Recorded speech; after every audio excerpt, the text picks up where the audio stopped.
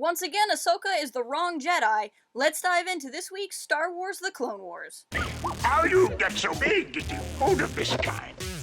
Hello and welcome into this week's spoiler review for Star Wars The Clone Wars. We are talking about part 1 of the Siege of Mandalore. And let's just take a moment to appreciate where we're at. Whether you have only recently gotten to the Clone Wars because of Disney Plus, whether you found it somewhere along the way after it had come out, or you're like me and you were in the movie theater for the midnight premiere of the Clone Wars movie before the series even started, this is a big moment for all of us.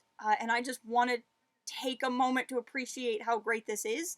You know, sometimes in a fandom, and it certainly happens in Star Wars, you hear about these kind of myths and legends of stories. You know, you hear things of like, you know, that business on Cato Nemoidia doesn't count, or little one-offs, you know, the bounty hunter on Ord Mantell changed my mind. One-off lines, and sometimes they get turned into a comic story arc or a passage in a novel, but, you know, there's these little things that you hear about, and you start building what the story could be, and then you get to see it and experience it. And that's what Siege of Mandalore is. See, Siege of Mandalore was, what we're watching now was always going to be the series finale. It was always the plan. It was set up and has been set up for seasons since the Mandalorian started showing up in season 3 of Clone Wars? Was Satine episodes even in season 2? This has been set up, and then Maul came back in season 3, and they've been building to this moment, and then the series got canceled, and we heard legend. That's when we started hearing about the Siege of Mandalore, and how this was supposed to be the end of the series, and there's references to it in the Ahsoka novel, and Ahsoka has some lines in Rebels that eventually tie in, and now we see there's characters that tie in, and this is one of those moments, but it was a moment that we were always supposed to get, and then we were never going to get, and now we have.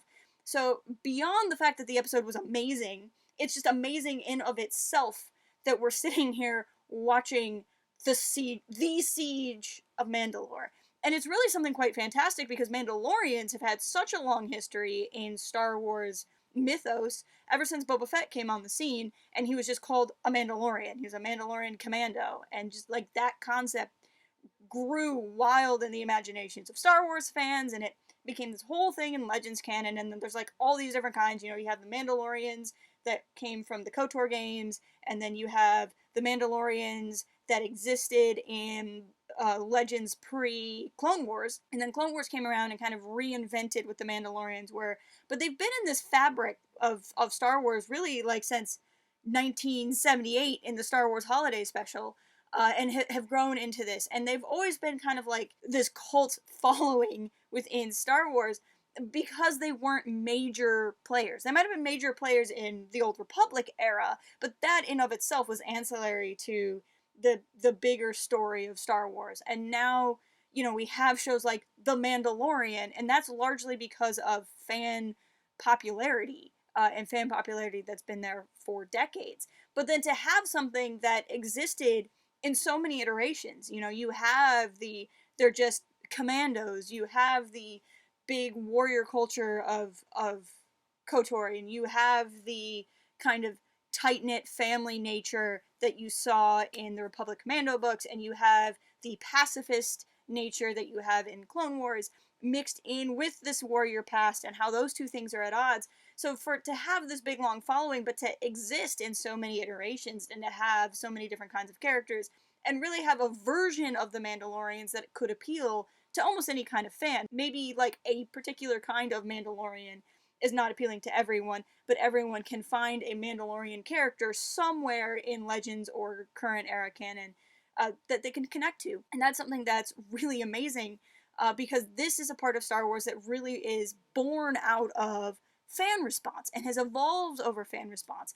And to have them be woven into this final act of the Clone Wars is really something special, especially because Clone Wars was going to be what we got of Star Wars before the Disney era, when Lucas wasn't sure if he was going to keep making movies, and he was trying to get a live action show off the ground, but the timing wasn't right, and technology wasn't where Lucas wanted for the budget that he was going to do. And so we had Clone Wars, and that became Star Wars. Even though now Star Wars is so much more and so much bigger than 2008 when the show started, to have that be representative, and at a time when this was going to be Star Wars, to have this be the plan, is something really cool to see. And then to have not just Mandalorians, but then Darth Maul into that. And Darth Maul is this character born out of the prequel trilogy, born out of the Phantom Menace, and this kind of new era with Lucas, and how he is weaving that in. And so you have the big movie characters, and you have,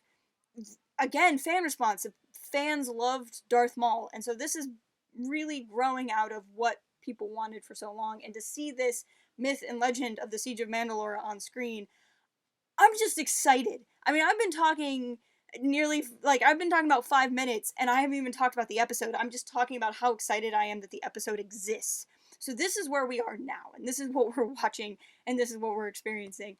And dang, am I happy to be here. But I want to talk about the episode. I'm going to lay a little bit more groundwork first, so bear with me. I'm not going to dwell on this point for too long, but I want to talk about this a little bit. Spoilers ahead, spoilers for the episode starts now, and spoilers for a few other things too. For those of you who don't know, there's a comic out there called Darth Maul, Son of Dathomir. Now, when Clone Wars was canceled, and we didn't know we were getting more episodes, some of the Clone Wars episodes that were written but never produced got turned into other things, such as the Dark Disciple arc that became a novel by Christie Golden, adapted from Katie Lucas scripts. This is a arc of Darth Maul. Now, if you've watched the Clone Wars and haven't dived into the other material, you might be wondering, because at the end of the Mandalorian arc that happened in Season 5, Maul is taken by Palpatine, and he's captured. And now suddenly he's on Mandalore, and he's back in power. And there's not a lot of explanation for what happened. That's in this. This was the arc that was supposed to lead directly into the Siege of Mandalore. This is Darth Maul getting rescued by his Maul DeLoreans.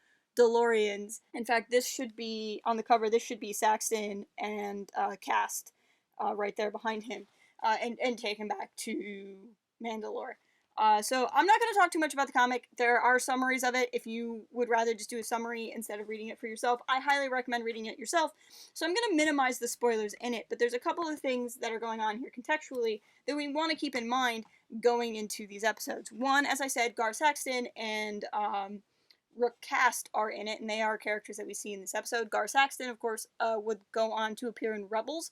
Now, I don't know which came first, the chicken or the egg. I don't know if Saxton was a character getting developed for Rebels, and so they made him a character in this comic where he might not have existed in the original scripts, or if he was a character from the original scripts that they decided to put into Rebels because they knew he was around. I really don't know which way it works, but either way works pretty well. But this comic was released around the same time that Rebels was getting started. It was originally, I looked it up on the Wook before I reviewed. It was originally published under Dark Horse, but reprinted in trade under Marvel, so it was something that was coming out in that transitional period. What's going on in there is we have these characters that were sent in to rescue Maul, but the other thing that happened, the big crux of the story, so this is going to be a broad spoiler, is that Palpatine uses the story of Son Dathomir to set up Dooku as being the Sith Lord and Maul as being the Sith apprentice once again. The idea is Palpatine is trying to deflect that he is the Sith Lord, and that's what gets the Jedi thinking that if they defeat Dooku, they've won the war, and that Dooku is the end of the war, and that Dooku is the Sith Master, because they knew there were two Sith, because there's always two. They knew there was Dooku, they didn't know, Maul was dead, they didn't know exactly how all of that shook out. So in the comic, it tricks the Jedi into thinking that Dooku and Maul are allies, and therefore are the two Sith, so that the Jedi are focused on Dooku and not Palpatine. That has nothing to do necessarily with the Siege of Mandalore, but it does set up some context for what's going on with Anakin and Obi-Wan in this episode, and I think it helps make the intensity of what the Jedi are doing a lot more relevant. So now, after nearly 10 minutes, let's talk about the episode itself. So here we are, part 1, Old Friends Not Forgotten. The first thing you'll notice right off the bat is a slightly unusual opening for Star Wars The Clone Wars. We see Lucasfilm in like the old school kind of font. The logo for The Clone Wars comes up, but it kind of scrolls. And I think what's going on here is this is a shout out to this is the end of Lucas Star Wars. As I said, Clone Wars was getting made before the Disney era. George Lucas didn't necessarily write the Clone Wars or direct the Clone Wars, but he was heavily involved with the story. He was the overseer to Dave Filoni, who is the one who brought the show into being. So what we're seeing now with Clone Wars is like the last of George Lucas stories told in the Star Wars universe. And so it might seem like kind of a strange way to end the Clone Wars to make this connection because, you know, making the credits look like 1977 doesn't have a whole lot to do with something that's based off of the prequel era, but it is a nice nod that while this is not necessarily the end of the Star Wars story, it is the end of the Lucas era. And I thought that was a nice nod, especially knowing how much George means to Dave. Dave is a very, very blessed individual to really have had George as his personal mentor in storytelling. And so I found this to be, personally, it was fine because I grew up on the special editions, so like the OG Lucasfilm logo doesn't mean a whole lot to me anyway. But because I never really looked at it, but it was very emotional for me to think of Dave doing that as a gesture to George.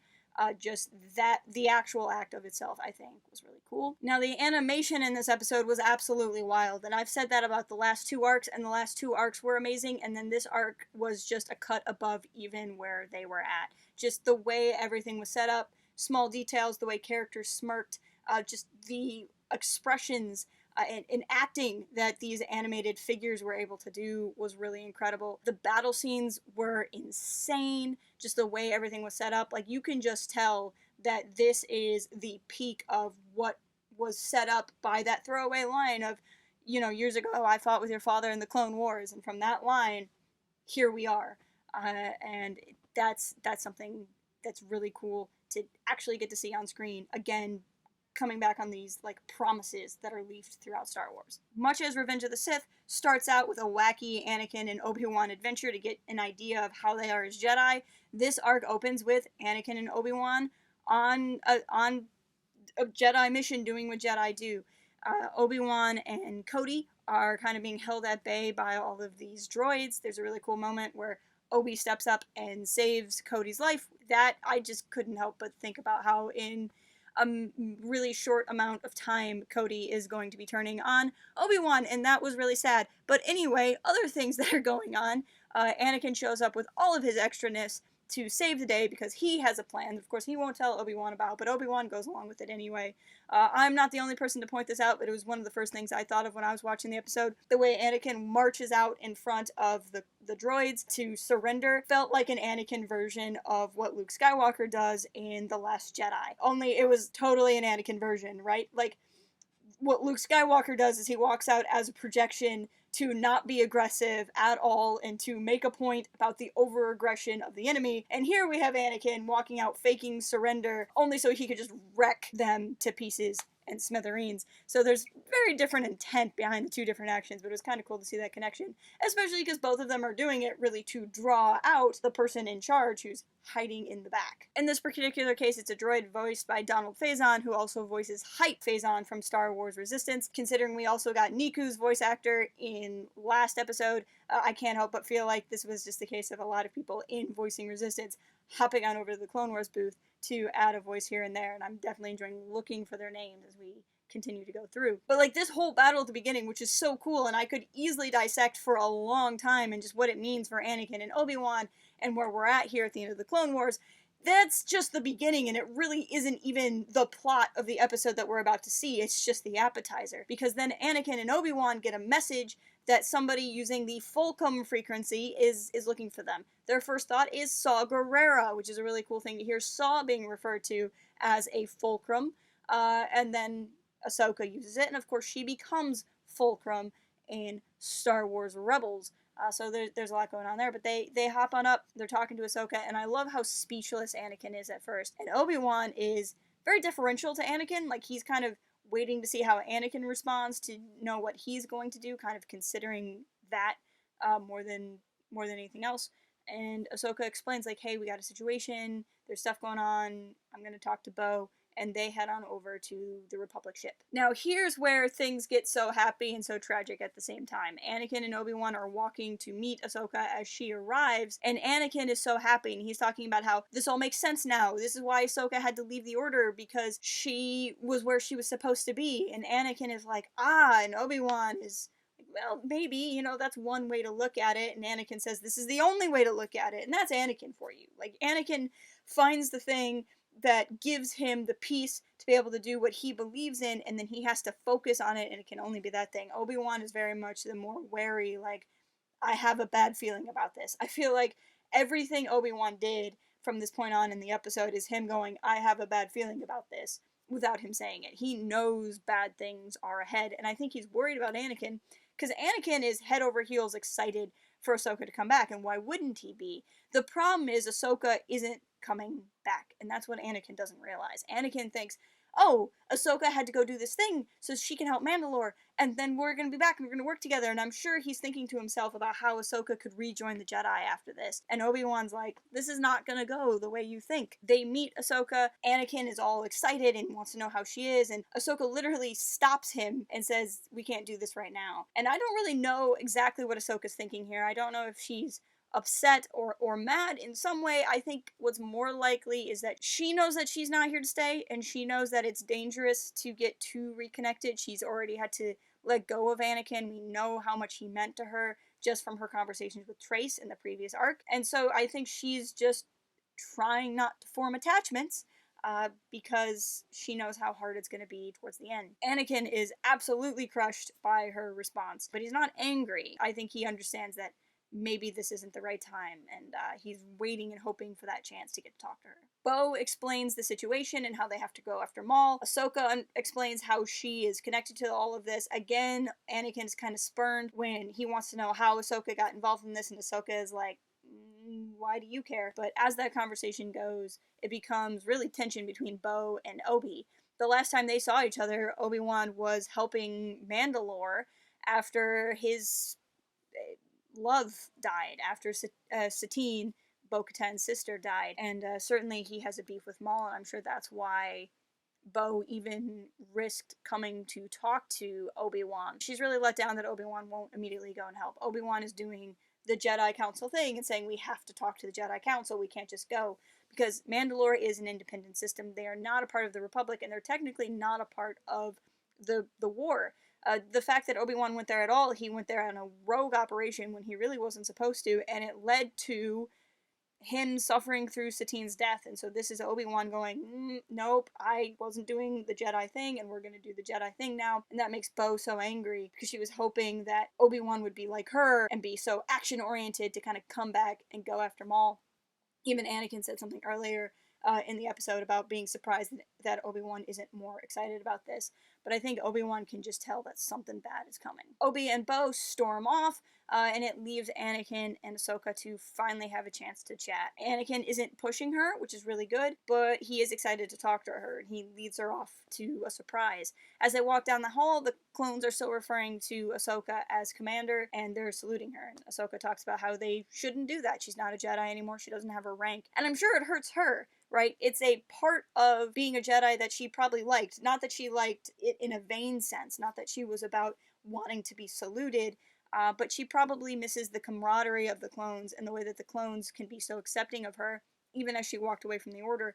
And it's something where she's probably afraid of being drawn back in, and she knows it's not the best thing for her. So it's these painful memories that are being brought up by them trying to do something really kind for her. And that's ultimately what all happens. She meets up with Rex and the other clones, and they've painted her face on all of their helmets, and I think she can tell it's a gracious gesture, but she's also not back, and I think she's afraid of how the clones are. Afraid might not be the right word, but she's concerned about how the clones are reacting and are so welcoming, and maybe there's some guilt there, maybe there's some apprehension there. But, you know, she's not giddy, she's not excited, but you can tell she's moved. Anakin goes to give her what we would assume to be her lightsabers, and then an alarm goes off, and this is where it becomes really obvious when this episode is happening in the timeline. Anakin and Obi-Wan get called back to Coruscant to go after the Chancellor. One of my favorite parts of the episode is actually this conversation between Obi-Wan and Ahsoka. There's a lot to unpack here. First of all, it's kind of tough because we as the audience understand just how serious this is. We understand that the reason why you can't hear from the Chancellor is because he's been kidnapped, that Coruscant is under attack, that this is a big thing, and this is the end of the war, and that we're going into Revenge of the Sith. Because of that, I'm kind of more on Obi-Wan's side in this whole conversation, but I definitely understand where Ahsoka's coming from, especially if you don't know that the Chancellor is about to be kidnapped, and you don't know that this is the final move on the war. Of course, Palpatine is doing this strategically. He wants to separate Anakin and Ahsoka further. He wants to send somebody after Maul, probably. He wants to split these forces up, and he wants to cause tension between Anakin and the Jedi. Because I think ultimately somebody did need to go back to Coruscant. The question is, why is it Anakin and Obi-Wan, and why are they going from the Outer Rim sieges all the way back to Coruscant? Isn't there somebody closer? Even though there are other Jedi there, maybe it's everybody needs to come back kind of a thing, or maybe it's just because they know the Chancellor would want Anakin and Obi-Wan, and that comes to Ahsoka's politics line. I thought Ahsoka kind of went to a 10 here kind of fast, especially considering she has friends on Coruscant. That's where she left Trace and Rafa, and she does not seem concerned that Coruscant is under attack. To be fair, in the Clone Wars itself, Coruscant came under attack a couple of times, and it was never planetary. It was always an insurgent strike, and maybe that's what she's assuming is happening here now, and that there's not going to be this massive space battle that we know is coming. And I think Ahsoka has a point. Like, what she's saying is correct, that the Jedi play politics, but it's just like that being her response to the Chancellor being kidnapped. This felt more like her speech that she knew she was going to have to give to Jedi at some point that she had prepared, and then this was the point where something tense had happened, and she got a little bit on her temper and let her conversation out. Now, that doesn't mean I think she's wrong for saying what she's saying. I just think that the Chancellor has been kidnapped, and if the Chancellor wasn't a Sith Lord, I would have been really worried about that. You know what I'm saying? But I think that's part of what makes this whole discussion so compelling, is that everybody has a point, and nobody is saying their point correctly, and maybe there's that tension. But this is that scene where I was talking about, or this is another scene with what I was talking about, where Obi-Wan is kind of in this constant, I have a bad feeling about this. And I think at this point, he's afraid for Anakin, and he's afraid for how Anakin is going to feel when Ahsoka inevitably doesn't come back to the Jedi. I think it's possible that Obi-Wan can sense this change in Ahsoka, that he can sense that Ahsoka might have a familiarity for them, but not for the Jedi, and because of that, it's going to cause this tension, and he could be afraid for what's to come. Honestly, I feel like I could do a whole half-hour video on just that conversation. I have so much more I could say about it, but I'm going to keep moving, just for the sake of making this an even close to watchable length of a video. But one final thing I want to say about that is I like the idea of, or I like the mention of Mace and Shakti taking care of the Chancellor, because that is a callback to both deleted scenes from Revenge of the Sith and the novel Star Wars Labyrinth of Evil, which was the original lead-in novel to Revenge of the Sith, and the 2D Clone Wars micro-series that happened before the 3D animated series, which is where we got characters such as Asajj Ventress to begin with. But ultimately, Ahsoka is upset because, you know, Mandalore is not going to get helped, and so Anakin comes up with the idea of splitting their clone forces, promoting Rex to commander, and they get to go with Ahsoka. Now, I just love the idea that Rex got to be a commander by the end of the Clone Wars. I think that was a really cool move, and something really awesome to see. And it's a good enough solution, except for the whole treaties thing, which I'll get to in a second. But then Anakin finally gets to give Ahsoka her sabers back. In a total Anakin move, he has turned them blue as opposed to her green, and I really appreciated Ahsoka's face as she was looking at that, and Anakin's going, well, maybe they're a bit better. I just thought that was a funny moment between them. But just like the sense, or like, the feeling I got seeing Ahsoka wield lightsabers again for the first time. If you have ever had your lightsaber, whether it's something as fancy as something from Savi's workshop on Galaxy's Edge, or like an ultra saber, custom saber, or just like your first $5.99 plastic one that you got from the toy store, like that lightsaber that's yours, when you get to hold that, it's something special, and that's a toy here in the real world and not your actual lightsabers. So that moment where Ahsoka is holding lightsabers again was such a cool thing to see, the emotion that would go into just what these would mean to her. This is also kind of an interesting thing to realize that this is probably like the last conversation these characters are going to have. Certainly Ahsoka and Obi-Wan for a long time. It's not without reason that they could have had more, but not likely to see each other. But you have Obi-Wan, with his parting line of, hey, maybe don't kill Maul, he has a habit of not staying dead. I thought that was a cool line, but just realizing the last time Anakin and Ahsoka are really going to talk to each other as Anakin and Ahsoka was him giving her sabers back and them wishing each other good luck, and it was a really sweet moment because they're not going to see each other again until Ahsoka fights Vader at the Malachor Temple. So again, it's just like everything happy in this episode was tainted with knowing what's to come. And I don't say that as a complaint, it was really well done, but all the feels that were going on throughout this whole episode. But as Star Wars does, we go from the discussion of feelings to the discussion of treaties. So now we have the actual start of the siege of Mandalore. We're arriving, and they're talking to Prime Minister Almec, Ahsoka and Bo-Katan are, that is. This is cool because Almec is a character we've had since we had the Satine episodes earlier on in the series, that his message to Mandalore is the one that gets scrambled and like used to frame Duchess Satine, and so it's crazy to have him like come full circle and be such an important character here at the end of the show, and just see how this has been built up. But basically, they're discussing treaties. The idea that the Republic getting involved is this big problem because Mandalore is an independent system, and this is absolutely not what the Jedi are supposed to be doing or getting involved in, or the Republic for that matter. And I think it's interesting to look at, and this is one of those kind of ways that Clone Wars handles ethics in phrases, philosophies, is that ultimately it's wrong. In my opinion, this is the wrong move. And we see it's ultimately the wrong move because by the end of this episode, we see that Maul has laid a trap for who he hoped would be Kenobi. That this is a sign of the Jedi and the Republic expanding their military.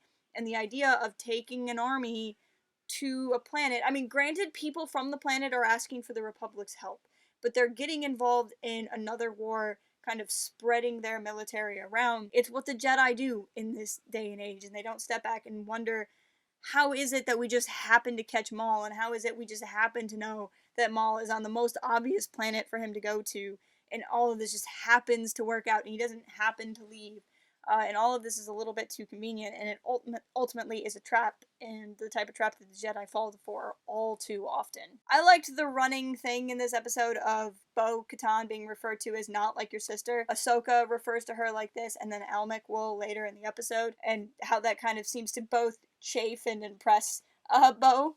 Obviously, any mention of her sister upsets her, but she definitely isn't her sister, and she's probably proud of her sister, but also to not be like her sister, and seeing that dynamic was really cool. I also like seeing the friendship between Rex and Ahsoka, like these two people that both meant a lot to Anakin. They have this friendship of their own, and through that, and just their competition of like who gets to the platform first. That was really cool. And the action in this episode was wild. The flying jetpack fight, the fight on Mandalore itself. I mean, this is the siege of Mandalore. We were seeing the sieging of the Mandalore, and that was wild. And then they get there, and then they get to the sewers, and it's all a ploy to get the Jedi, but it's the wrong one.